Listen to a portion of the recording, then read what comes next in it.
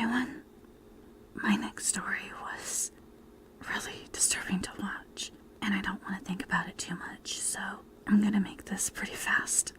I was in Spain for my job, but I had the night off, so I was wandering around taking pictures of the wildlife and nature that was around me.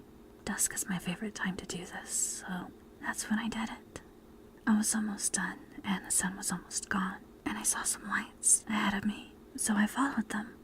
After a while of walking, I started to hear yelling and screaming, so I started running towards the lights.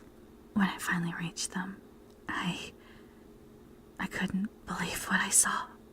There seemed to be two groups of people. Humans, normal, except along with flashlights. They were carrying torches. At first I couldn't believe it. I was watching a crowd of people carrying torches.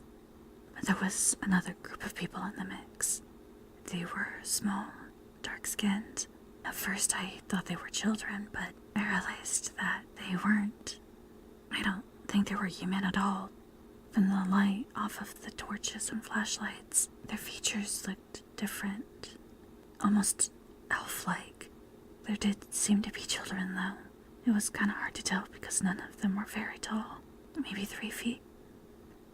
And the taller people were hanging up on them. Several of them would hold one of them down, and one of the people with a torch, they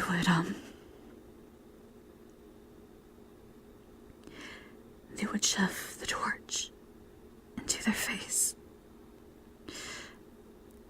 And sometimes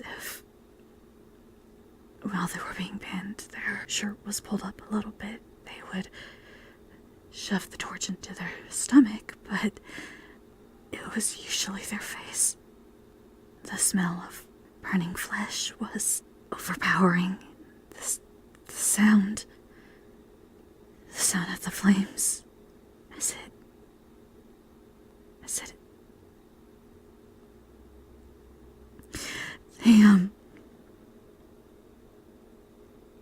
they screamed. There was so much screaming and crying. Mixed in with the screaming and crying was laughter and cheering. After a few minutes of the flames being against their skin, the smaller people would burst into hundreds of pieces of something that shined in the flame light. When this happened, the tall people would cheer and start collecting up all the pieces before hunting down another one of the smaller people and burning them. They didn't care. Men, women, the smaller ones that were probably children. They killed them all.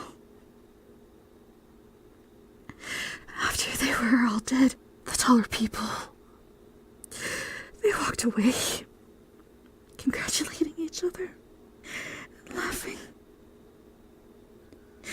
When they were far gone, I pulled up my flashlight and I started searching the ground. There was no blood.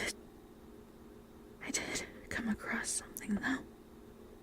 A small gold coin, shiny and new.